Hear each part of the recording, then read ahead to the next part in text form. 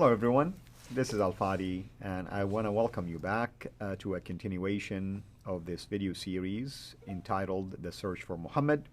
We've been debunking a number of historical documentation that are typically used to prove the existence of Muhammad. Today we are going to take a look at one of such important document actually to our Muslim friends, that is the Quran. With me here to discuss this is our dear brother, Dr. Jay Smith. Dr. Jay, so we've been debunking historical documentations or alleged historical documentations, but today you are going to also use the Quran itself. Yeah, the Quran. And this is something that would have to be here. If Muhammad did exist, he should be all through this book. What do you know about Muhammad in this book? Is he all through it? Well, I mean, I'll give you the traditional understanding as a Muslim. Yeah, Muhammad is all through it, but if you ask me by name, probably a handful, 4 times. Only 4 times that his name is in the Arabic. That's right. Now, all the way through in the English translation, they put Muhammad, Muhammad, Muhammad, Muhammad, Insertions, always, of course, yeah. always in brackets. So for those who are watching, whenever you see the name Muhammad and it's in brackets, you know that that is an interpolation, that is a commentary. They're putting that as a commentary. It is not in the Arabic. And you can just, what I always do, I always make sure that I have the Arabic and the English next to each other. Do that. Make sure you have a Quran that has both side by side. So when you make this argument, you can go to the Muslim and say, where is it in the Arabic? Where is it in the Arabic? They're assuming it is. It's always, whenever it says representative of God or messenger of God or apostle of God or prophet of God, they assume and they put Muhammad's name in there, where in many cases he should not be there. In fact, if he is so important, if he is the greatest of all prophets, if this whole book was revealed to him and it refers to him over and over and over again, like in the Shahada, there is only one God but God, and Muhammad is his prophet, which is not found in the Quran as one title or as one phrase. It's separated, but the prophet of God, even the name itself means the praised one, is it not? Isn't that what it means in Arabic? At least the translation of the name, yes, or the title. So I asked this of Murad. Murad is, he understands Aramaic. He also understands and does an awful lot of work in the Syriac, but he also is a native Arab speaker. He is from the Middle East himself, and he has been working on this for years. And he and I did a video a number of months ago where we asked this very thing. And I said, okay, Murad, you're the one that has really worked on this. You understand the Quran. You have grown up with the Quran all your life. You know where these 4 references are. Let's look at the slide. Let's put the slide up there, and you can see the references there on the slide. There is Murad, a researcher from the Middle East and a native Arab speaker. And he says, Jay, do you really think that is Muhammad there? I mean, the Muhammad the man, when it refers to those 4 instances. Because there's only 4 instances. Now, stop and think. If this book is all about this God and this man, why is it we have 99 references to Isa in the Quran and only 4 references to Muhammad? What does that suggest to you? Well, I mean, it's kind of peculiar, really, when you find Jesus, Moses, Abraham mentioned far more than the Prophet of Islam, who's supposedly the final messenger, the seal of the prophets, and so on and so forth. And so there's something really peculiar about this. There's something odd about this. Right. If he is the one that is part of the Shahada, if he is there alongside Allah as the statement of faith that all Muslims must use whenever they are going into battle, whenever they are going and actually giving their life to, if they convert, if this is the case and he's right there with God all the time, then why is it there's only 4 references of to him in the Quran? Right. It shows that he's not, either he's second class or maybe that's not even him. That's this is what Murad is intimating. Now, I'm still on the fence on this one. I'm not going to take a position on this. This is a white paper, as I call it. At breakfast this morning, I explained what a white paper is. I don't know if you know what it is or not. Why don't you see if you do know what or not. What do we mean by white paper? Well, just to get a feeler out there, feel an idea, a thought, data, research maybe, and see what kind of peer review or pushback you can get. Yeah, and governments do this. They do this in Britain all the time. They call them white papers, where they leak something to the press. The press that puts it right across head pages, front cover, people then react. And then the government looks and sees, well, this is a good idea or it's not a good idea. And they look to see what the rebuttals are, and they realize if this is a good, sound doctrine or not a sound doctrine. Well, doctrine would be theological, sorry, political position to take or not a good political position to take. And that's why it's a feeler. You're right. It's just like testing the waters.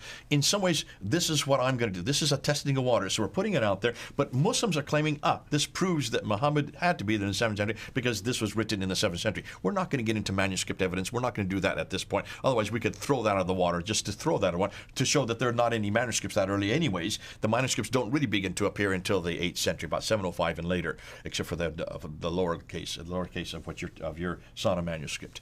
But let's go and talk about these four. So let's look at them. Let's put the slide back up there. And you can see the four references are chapter 3, verse 144, which says, and the Blessed One. I'm going to use the Blessed One because that's how Muhammad is in Arabic. So the Blessed One is no more than a messenger. All right, what Blessed One? Who is it referring to? This could be Jesus, actually. That's what's fascinating. If you look at the context, you can see that. Chapter 33, verse 40. The Blessed One is not the father of any of your men, but he is a messenger of Allah and the last of the prophets. Well, that's fascinating, because that is where they get this injunction from, that Muhammad must be the last of the prophets, without realizing that this could also be the Blessed One. It could be almost anybody. In this case, it could also be Jesus. And this is what Murad is trying to say. Now, I'm not still completely convinced.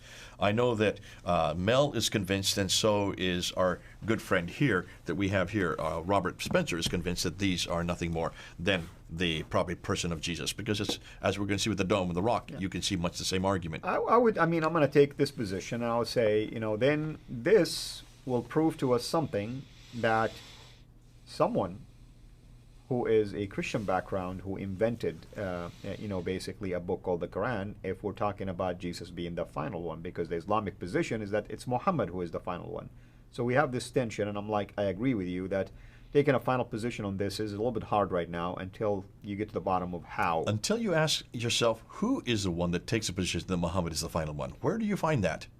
That is found in the Sirah. That is found in the Hadith. That is found in the 9th century. That is found in Abbasid literature. But the Quran also does mention him. Here it mentions him, right, yes. Exactly. Unless you talk about the Spirit. So let's just take this on board. Does this prove that Muhammad is in the 7th century? No, because none of these are from the 7th century to begin with. Nonetheless, chapter 47, verse 2, and believe in that which is sent down to the Blessed One. Okay? Chapter 48, 29, the Blessed One is the messenger of Allah. So this could be anybody who is a messenger, anybody who is, twice as messenger of Allah, or who is the last of the prophet, or one who is sent down, the Blessed One. None of them refer to a person called Muhammad, is what Murad is saying. I'm on the fence on that. I'm not going to say yea or nay on that yet. They most likely refer instead to the Blessed One. Note that is what the word Muhammad means, who could very well be Jesus. So his conclusion is, if this is not a man at all, then Muslims cannot use the Quran to support Muhammad's existence in the 7th century, and one of the foundational pillars of Islam begins to fall. So let's put it out there. Let's see how people come back to us on this. I'm not going to suggest that I am holding steady to this. I do take the position, unlike Robert Spencer or Mel and Murad, that this may be Muhammad, and this is as we're going to see in the Dome of the Rock. That also is about the same time period that the Qurans are beginning to be introduced. What we haven't done yet, we haven't looked at chapter 3, 33, or 47, or 48 to look and see where that was introduced into the Quran. Could be these are all much later renditions, because we know that the Quran was still being introduced as late as 749. Well, we now know that about the Topkapi. The Topkapi, the latest dating for that is 749, 750, about the same time that the Abbasids introduced, which is fascinating, because even the type of script that is used there is the Abbasid script. It's called that for a name. Why is it named that? Because they are the ones who introduced that type of script. So there is much yet to be played out on the Quran. We're not doing that in these series. We're not looking at the dates on the Qurans or the manuscripts. What we are saying is these four verses could be much later. I would go with that myself, that these are much later verses that are added at a much later time, when Muhammad was a man that was being imposed. And this idea of Muhammad being a man really is only found in the inscriptions. Remember, we talked about that. The rock inscriptions only use that kind of reference to the man Muhammad from 730 on. That's the 8th century, and that's a good 100 years after Muhammad's death. So what we're saying here is, if we rely on these 4 verses in the Quran, there's a lot of question marks. Huge question marks, especially when you realize that these 4 verses are probably introduced after 730. Either the verse or the name itself.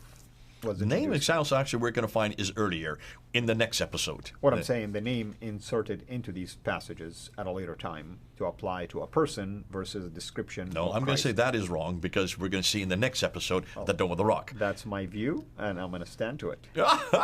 Okay, you can see we don't even agree. He and I don't agree on this. How can I sit there and talk with you? You don't even agree with me. But that's great. That's where and this is why everything we're doing, almost all the stuff that we're touching, is germinal. This is fascinating because until we know exactly when you can date these manuscripts, we won't be able to answer that question. Right. We can date the Dome of the Rock.